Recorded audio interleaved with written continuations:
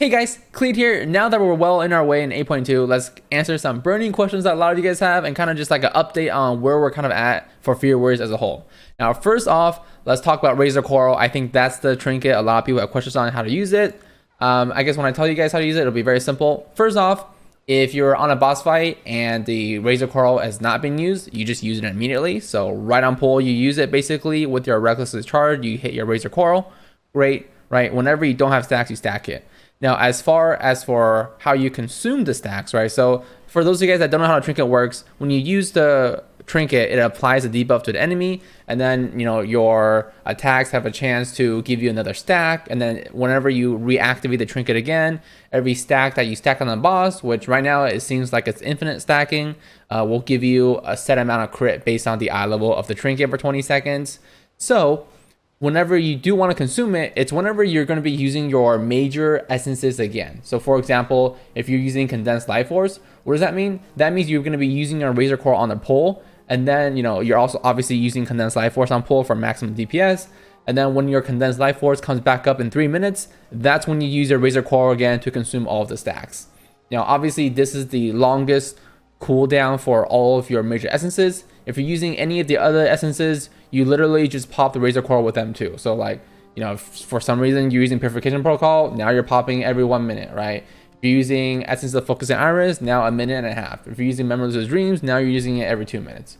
I guess if you're using Crucible Flame, you wouldn't use it with that. If you're using Crucible Flame, then you would use it with Recklessness, right? Anything that's like, anything else, you would just basically use your Razor Coral whenever you're actually activating your Recklessness.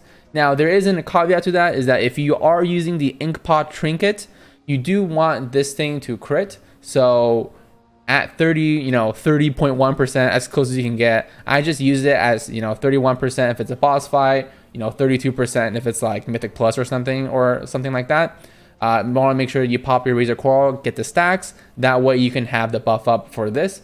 Because this critting is going to add a huge amount to your DPS, right? Like I mentioned in my, Ashvane video, if the trinket crit, it added literally 3k to my overall DPS.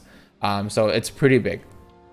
The other thing about the Ashvane's Razor Coral that people not know is that when you apply stacks to a target, and kind of this is why it's good in AoE, when you apply stacks to a target, when that target dies, even if you didn't reactivate the trinket to consume the stacks, you'll get the stacks, right? So for example, right, there's this fish right here. I'm going to use my coral trinket on him, right?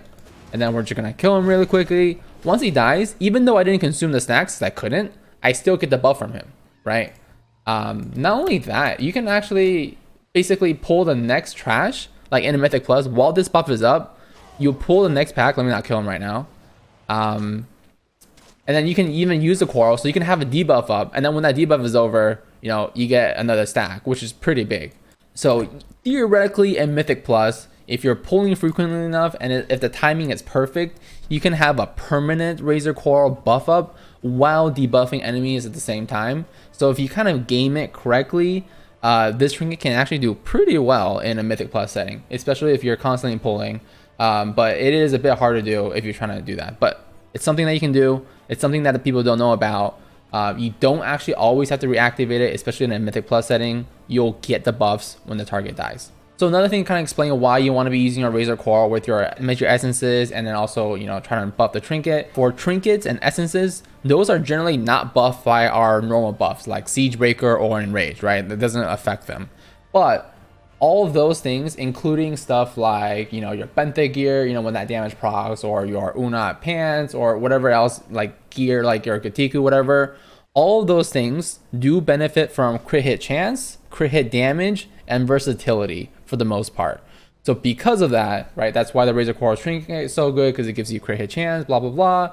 And that's why for a lot of Fear Warriors now, if you're actually looking at your stat weights, if you have all of this gear, you are going to see, when you kind of look at your weights, that versatility has gone up in value, right? For my character personally, so the higher this number is, the more valuable it is for me. So crit is the highest. But surprisingly enough, haste and versatility for me is very even at the moment, right? It used to be before 8.2 come out, versatility was just dead last, but not necessarily the case anymore, because now we're proccing so much damage from our gear that versatility actually rose up in value. So kind of like pay attention to that too. Next question that people often have is, what are the best essences for single target AoE? I think I did cover it previously when we did go over essences, but just to reiterate again, best single target essences are going to be Condensed Life Force as your major, Crucible of Flame as your minor, right? That's it. That's what it is. As far as for AoE is concerned, there's actually a couple of choices you can do as far as for a major choice. You could even run Blooded Enemy as your major, or you can run Essence of the Focusing Iris as your major. In my case, I do really prefer Blooded Enemy as the major. I think between the two different ones, it just kind of depends on like your personal preference. Though I do think Blooded Enemy is better if you're more geared. If you're kind of like newly warrior and you're kind of starting out, I think you can definitely run Essence of Focusing Iris. And especially if you don't have the rank 3s of these, if you're just comparing like the rank 1s and the rank 2s, I think Essence of the Focusing Iris is stronger there. But once you get rank 3, I'm a firm believer in the Blooded Enemy. And then as far as for your minor, Purification right here is probably going to be your best. This is basically the only essence where the minor like just straight up AoEs. And on top of that, 2 of the fights in the raid that have a really good amount of AoE just happen to be fights where you're fighting aberrations, right? Orgozoa and Zokol. So this does even more damage against them. So this is definitely, the preferred AoE setup, even for, those bosses and also for Mythic Plus, right? This is what I run, Blooded Enemy and Purification Protocol. And just like really quickly, right? This is your rating talent setup. As far as for Mythic Plus, all you're really going to be doing is that you take Stormbolt because it's pretty valuable to have that. And then you will either choose between Dragon Roar and Blaze Storm. And that's it. Really, it's really just the same thing, right? Instead of double time, you take Stormbolt because it's more utility, and then for AoE, you can go with Dragon Roar. I prefer Blaze Storm, but it's kind of up to you. The reason why I like Blaze Storm is that when you pop all of your cooldowns, with Blooded Enemy and stuff like that, and you pop Blaze Storm, it's really, really good. And then just really quickly, as far as for how you use the essences, right? Now we talk about what's good. How do we actually use them? For the most part, most of these essences, you literally just pop them right away, right? If you're using Purification Protocol, just pop it. Condensed Life Force, pop it right away. Essence of Focusing Iris, pop it. Lucid Dreams, pop it. Crucible Flame, pop it. The only really one that you might have to do some thinking is Blooded Enemy. You don't want to just walk up and pop it because, right, the first 5 seconds of this is very, very important because you get 25% crit hit damage at rank 3. So what you want to do as far as for openers with Blooded Enemy is you actually want to Reckless Charge in, Siege Breaker, then Blooded Enemy, and then you Rampage. Right? The reason why it's so important to do Blooded Enemy after that is that the 5 seconds is so valuable that you don't want to waste that 5 seconds hitting Recklessness, which obviously doesn't do damage, right? And Siegebreaker itself as an ability doesn't do that much, right? It's the debuff of 50% that makes it strong. So that's why you want to do it in that order. And for those of you guys that don't have Blooded Enemy asking, should you get it? Yes, you probably should. And then as far as for when you should do it very soon. You don't have to do it this moment as you're watching this video. Depends on when you watch it. But on August 13th reset, so I guess 14th if you're EU. But this upcoming week is going to be a BG week, right? While the event is active, random battlegrounds will award honor at an increased rate. What that means is that you just get 50% more honor while you're doing BGs, which is great because then you'll get it, at 1.5 the speed. And on top of that, I mentioned this in previous video, but in case you haven't seen that, you want to queue up as Alliance, right? And if you hoard, all you have to do is go to either Dollar Run, go into the Dollar Run sewers, there's a mercenary there. Or if you're in Zoldazar, right, you go to the war quarters over here in like the Mungambala flight path. There's going to be a guy standing across from your weekly PvP chest, and he'll let you queue up as an Alliance too, right? And that will give you an additional 50% honor gain. So if you do it on the BG week in the upcoming week, and you do it as Alliance, and you win, you will actually get the essence really, really quickly. And that's basically how most of the Fear Warriors got it so fast that had it so early, right? Because the first week of 8.2 was a BG week and it was super fast. Next question, should we be dual wielding Geti'ikku Cut of Death? No, you shouldn't be dual wielding it. The reason why is that on Sims, it's a little bit messed up. For Sims, the equip bleed effect, if you have it on main hand and an offhand, it counts it as different bleeds. So it gives you basically double the damage. On live, however, if you are dual wielding these, what happens is that the uptime on the bleed is the same. So having a second weapon doesn't really give you more uptime.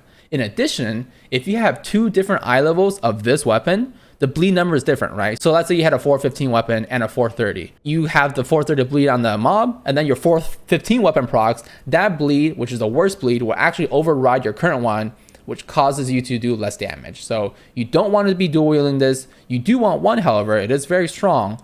but you just want one. And those 3 questions basically, right, Razor Coral, Essences, and Geti'ikku are kind of like questions I've been getting a lot on both YouTube and Twitch.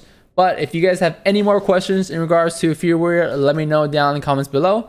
We might make this into a weekly thing, depends on kind of how much there is to say, like how much news there are or how many questions you guys have. On top of that, really quickly, Arms is getting a buff on Tuesday too, guys. 5% buff for Arms. Doesn't really matter that much for PvE. Fury is still going to be stronger, but it is pretty good for PvP, right? Because you're still playing Arms for 3s and stuff, so great for that. PvE, no, still not good enough. But as always, thanks for checking out the video, guys. Feel free to subscribe to see more. See ya.